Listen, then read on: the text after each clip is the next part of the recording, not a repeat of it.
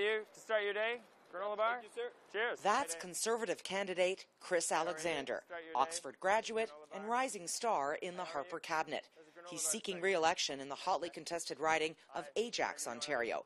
We caught up with him at the GO train station, literally handing out pre-election goodies, giving breakfast granola bars to morning commuters. You're Chris Alexander? I am. Election coming October 19th. Okay, thank you. Hope we can count on your support. This is the heart of Ajax. We are a hard-working community. Lots of people work in Ajax or in Durham, but a huge number depend on the commuter system, depend on the GO system. They go to downtown Toronto, they go to other parts of the GTA. And so on a Friday morning, this is where a lot of people are, thousands of people, and you can see it in this parking garage. And it's a focus for all governments. There's federal money in this parking garage. There's federal money in a lot of the improvements we've made to roads to make sure people get in here and out of here, and obviously in the GO system as a whole, because the whole 6 million strong GTA depends on it. The focus of Alexander's campaign was forced to take a sharp turn on September 2nd, when a front-page picture shocked the world. It was the heart-wrenching photograph of a little boy washed up on a Turkish beach that has thrust Chris Alexander into the international spotlight.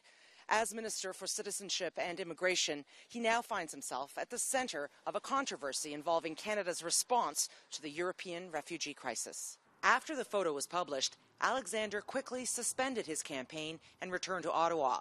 But when he came back to his riding, controversy continued to dog him. A group calling itself No One Is Illegal staged a demonstration at his campaign headquarters.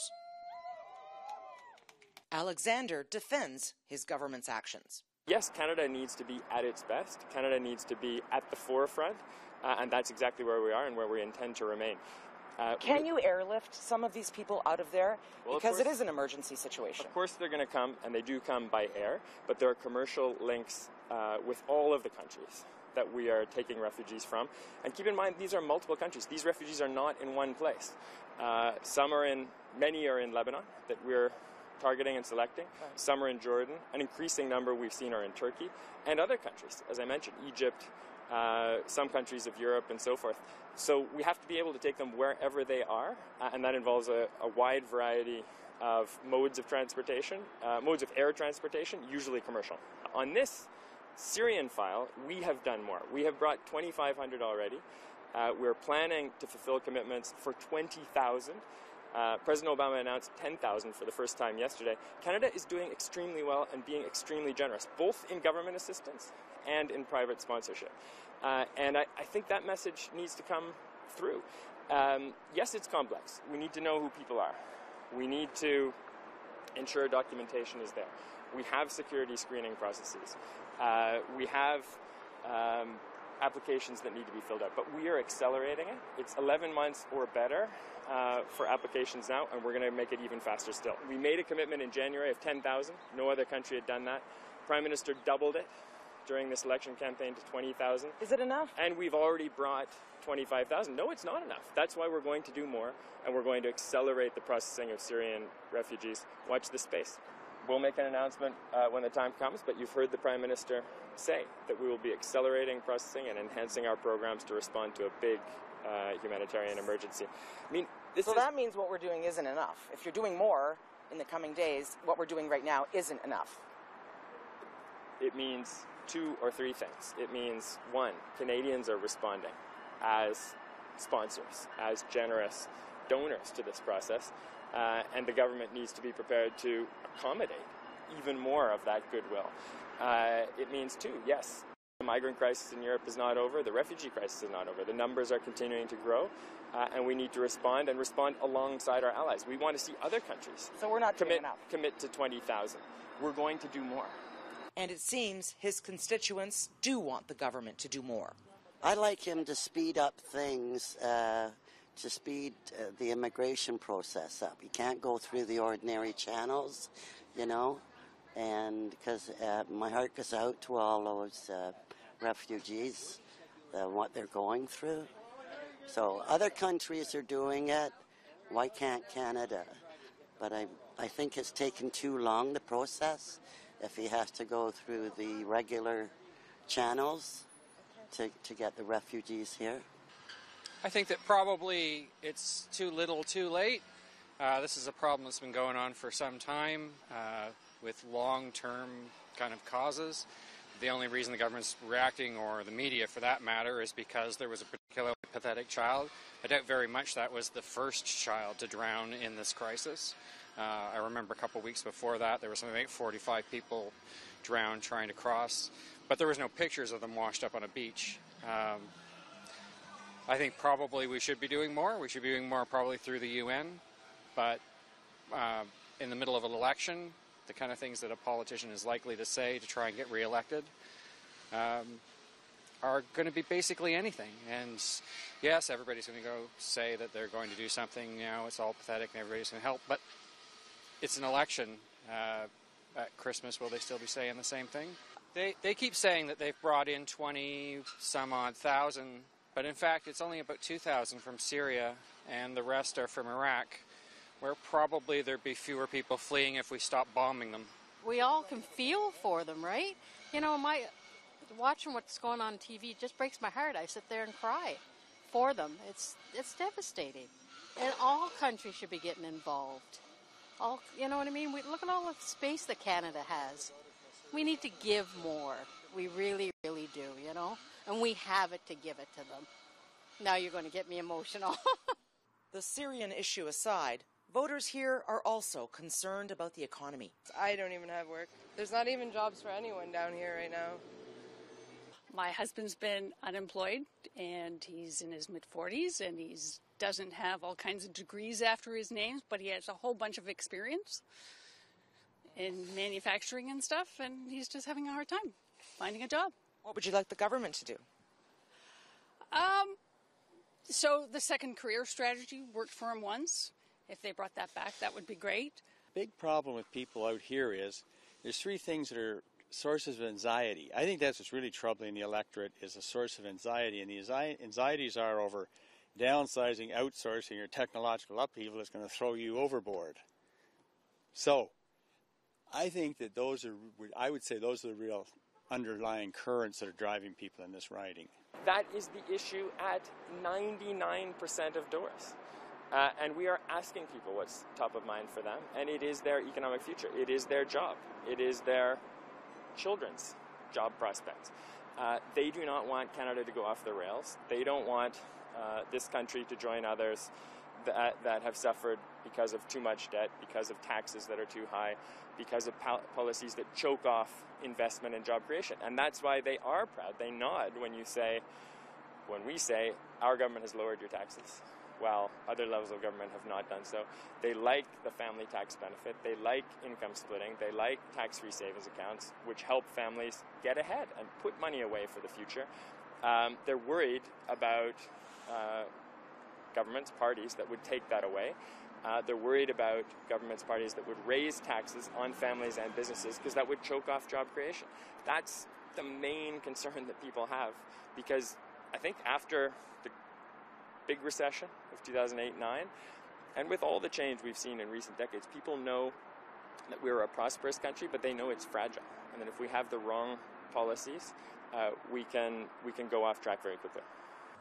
Ajax is a newer bedroom commuter city that was founded during the Second World War. It's a quiet community with many young families and many undecided voters. Well, I am concerned with Justin Trudeau's proposal to remove the child benefit. Obviously, I'm pregnant and I have one at home as well. So that's one of the issues. And universal child care, that's something that's on the table for us as well. And also income splitting. My husband and I, we used that this year, so we'd like to continue using it. So those are some of the issues that are on the plate, and the economy as well. So that said, how are you going to vote? I have no idea yet. I am paying attention. I do watch. I pay attention to the news, read the newspaper, but still undecided yet. What are the important issues for you? What are you going to do for the middle class? I'd like to know, what are you going to do for single mothers? I'd like to know how you're going to generate more community centers or more things for the youth. And I want to know, what are they going to do to push kids to make better decisions for college and university? Are you going to vote? Yeah, I'm going to vote. Okay. Yeah. Do you know who you're going to vote for? Definitely not Harper. I know Why? that. Well, I feel he's just a corporate puppet. He's an oil company guy. He's not really a prime minister. So that's my opinion on that. And I find that it's really hard to get before and after care for kids in the Durham region. But now that my daughter is older and able to look after herself, the bigger issue is my elderly mom. And navigating the system because she wants to live at home is a real issue. What are your concerns? I think the main issue is with the economy and the success of the financial industry for this country. So that's what I think was most concerning to me. What matters to you in this election? In this election, what matters? That the Liberals don't gain power. That's what matters to me. Why do you say that? Well, because I don't think Justin Trudeau's ready. Well, the big one is the Senate. I mean, it's either you have elected officials or you get rid of it. You don't need the scandals. Regarding childcare, when you think of mothers and fathers that are being able to afford to be able to go to work and put their children in daycare, I don't have very many friends that can. Myself, I'm a stay-at-home mom because I can't afford to pay for all-day childcare and go to work and bring home nothing. And so that's very important to me. Every election can be considered a horse race, but it's especially true of Ajax.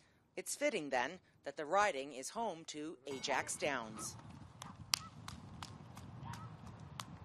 The Liberal candidate Mark Holland has been in this horse race before. He served as MP for the riding twice and then lost to Alexander in 2011. How is this new focus on the Syrian refugee crisis affecting your campaign? Well, people are obviously deeply concerned by the humanitarian crisis that's going on, and they want to see action by the government. They're used to seeing Canada step forward and really be on the vanguard of providing help, and they're not seeing that here. And so I think it's an instance of really of needing to put aside partisanship and just focus on what needs to get done. And right now, that's to make sure that more Syrians can come. We've said as a Liberal Party it should be 25,000. We should be able to process that very quickly. You know, in Kosovo we did 5,000 in just a month. So there's no reason we can't get on this. We shouldn't be waiting for an election. Let's just agree to move forward. And I think people expect to see that kind of cooperation and to set aside politics and to get the job done. Good to see you. So I just thought it'd be a good chance to talk about any issues that are on your mind. You've got a fairly low percentage of new immigrants in your riding. Does that make a difference? Well, there's actually, you know, if you look at the north end of the riding, there's a lot of second generation and first generation immigrants. But I'm hearing the same thing at every door, which is that whether or not you're an immigrant or you're a Canadian, we have a vision of this country that's one that that really provides safe harbor to those who are going through horror, and that there's an expectation that we're going to be on the lead in taking people in and providing protection. And that's the role Canada has played, whether or not it was in Uganda or was in Kosovo, or whether or not it was in Vietnam. And so when we look at what we've done in the past, there's that expectation to be done in the future. And I really have found no division in how people feel about that, whether or not they're immigrant or whether or not they're born here in Canada. There's an expectation that Canada take a leadership role. What are you hearing at the door? Well, the biggest thing is the state of the economy. People are struggling in this riding. There's a lot of people who are looking for work, or those who have jobs are not feeling secure. They recognize that we're in a recession, and they want to know what the plan is to get us out. So we spent a lot of time talking to folks about working on the economy, about building infrastructure here, about lowering taxes for people in the middle class so they have the money to be able to meet their obligations. Those are, I'd say, the biggest ones. And you mentioned infrastructure. How is Trudeau's infrastructure plan working out here? Well, we're in absolute gridlock. The reality is Durham and Ajax specifically have been underinvested in. And so people are having a really difficult time getting around. And that's not just frustrating for residents. It's frustrating for businesses. There's a lot of businesses who need to move goods, products, and services and can't. And so they're not locating out here. And that means that there's too much, not enough jobs that are out in this way. It also means our residential taxes are far too high because there's not enough proportion of commercial and industrial to offset that. So the infrastructure plan announced by Justin is really resonating out here as something that we have to do. There are a lot of young families in this riding, and some of them are concerned that the Trudeau Liberals would get rid of income splitting and cut back on the baby bonus checks. How do you respond to that? There's a ton of young families here, and a lot of them need support, and a lot of them are not traditional families. We have a lot of families that are, either have a single mother or a single father as a single parent. There's a lot of folks who where their grandparents are raising a child. So that we need to recognize that families come in a bunch of different shapes and sizes, and they all equally need support. And I think there's a lot of upset that the income splitting benefits only about 15% of the population, when there's a lot of families that need that support. So I think our plan, which is to be fair to everybody, to make sure that everybody who needs the help gets the help, that we're not giving multi-$1,000 checks to millionaires who, it's not even worth their while to deposit it, that instead we're focusing on the middle class, and that we're making bigger benefits for those people who really need the help, I think resonates with people. Okay, You're free Saturday at 1. Yeah, we'll make a note of it, and we'll see if we can make it for it. Well, we'd love to see you. Okay. Well, thank you so much for stopping and talking. Okay. How are you wooing the legions of undecided voters that are out there? Because, 50% are undecided right now. What I'm hearing is people want change, that after a decade of Stephen Harper, they're ready for change. And what they want to hear is that we have the plan to be able to grow the economy, to be able to take care of those bread and butter issues that folks have in this riding, to help people get ahead when they're really struggling. And so what I do is focus on the plan that we have, the team that we have to deliver those results. I also talk about my record as a former member of Parliament, and the fact this is my home community, this is my hometown. I've lived here my whole life, and that whether or not it was a councillor, or whether or not it was the Heart and Stroke Foundation leading it, or as a member of Parliament, people know they can count on me to deliver results. How will this election be different than your last one? Well, in tone, it's completely different than the last election. There's an enormous energy around Justin Trudeau and the national campaign. Our last national campaign didn't resonate with folks, and that did make it very difficult. We had a very close race here last time, very, very tight. But this time I'm hearing huge energy for Justin Trudeau's campaign. And I think a lot of people who took for granted, they kind of said, oh, well, Mark, you win. We don't need to worry. This time they're not taking it for granted, so we're seeing a lot more volunteers and a lot more support than we've ever seen. So we're incredibly energized. We're not taking anything for granted. We're going to work really hard 7 days a week. But at this stage, we're seeing a very different campaign, and we're really excited about it. Why are you running again? Well, it's a good question. I mean, the reality is politics is a bit of a crazy life. I currently get to be executive director of Heart and Stroke. I love the work that I do, so running was a tough decision. But at the end of the day, this is my passion, and I've never found anything where I can pick up a sword and really fight for what I care about in the way that I can for politics. And this is my hometown, and getting to represent my home community is just an incredible opportunity. And I was very excited by Justin and what he wants to do and his leadership, and so made the decision I couldn't sit on the sidelines. I needed to come and fight again. Well, so great to meet you. Have a nice night. Take care. Take care. Bye. Bye now.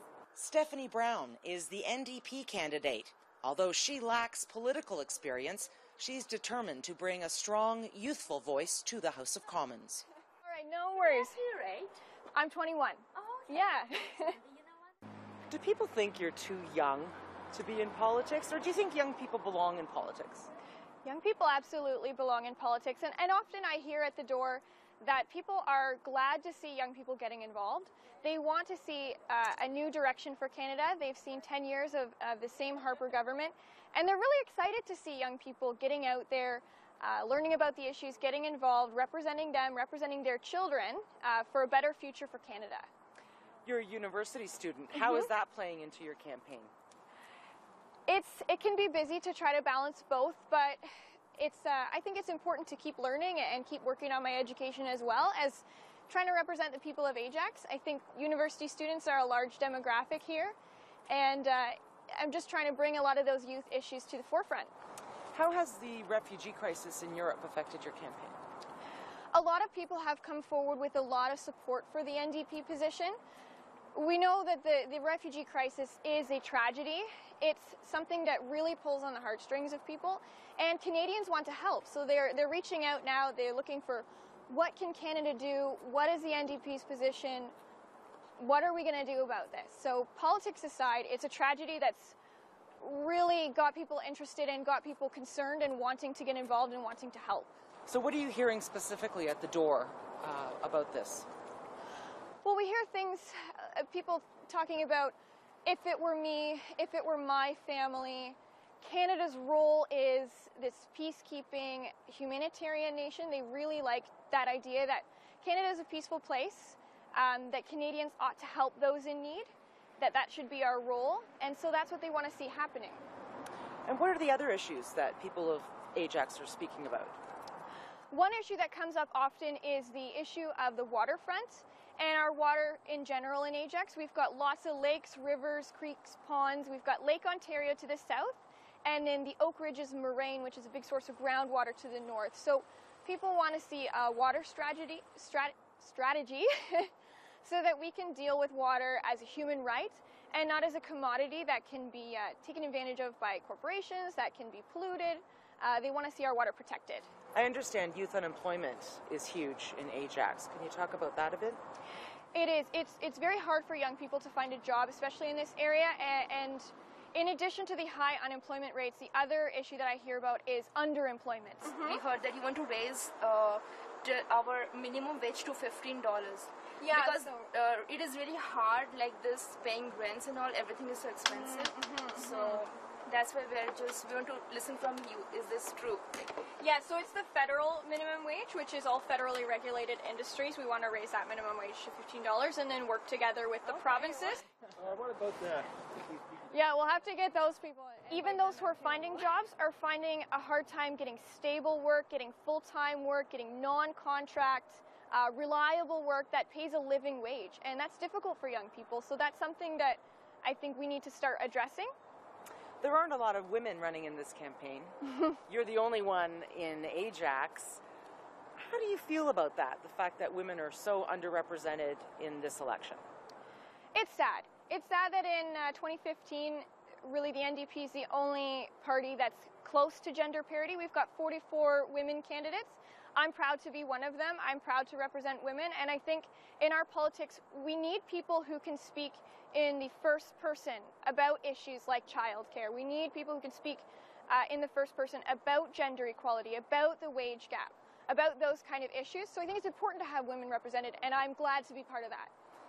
How do you feel about running against two such prominent candidates? I think it's important to represent the change. Both of the other candidates have been a part of government, and a lot of Canadians are looking for something different. So I'm very proud to represent the NDP, to represent represent that change. And I think Canadians like that. I think they want to see something different. They've seen 10 years of the same government. They've seen the same two parties, and they're ready for something new. We caught up with the Green Party candidate, Jeff Hill, at the Elections Canada office.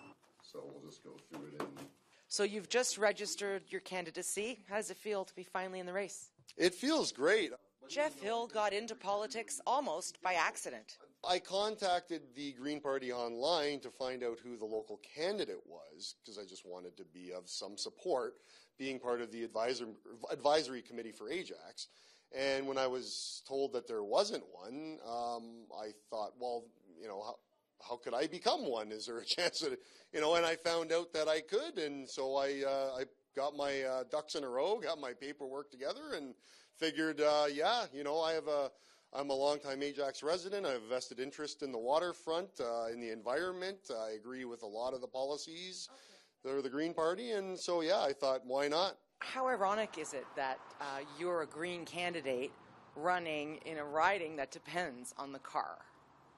It is pretty ironic, that's right. That's why I think one of the very big issues is to try to take away the mentality that the only way I can work in Toronto is if I drive. Carpooling, that's a great option. The GO train, the more they improve GO Transit, the better I think things are. They've built a huge garage and they're out building more parking. So I think the more they invest in GO Transit, the more appealing it is for people. And with the Presto card, it's a cheaper ride. So, GO Transit's actually a great alternative to transportation, and I do that myself in order to get to the city and back. So, but yes, a lot of people are hesitant to get out of their cars, and I'm hoping that in the future they'll be less hesitant to. Another irony? Even a Green Party candidate can't rely on transit all the time, especially in Ajax. With just over a month to go before voting day, this election campaign in Ajax is really starting to gain momentum. And you can expect it to get even more interesting after tomorrow night's leaders' debate on the economy. From Ajax, I'm Laura Di Battista for CPAC.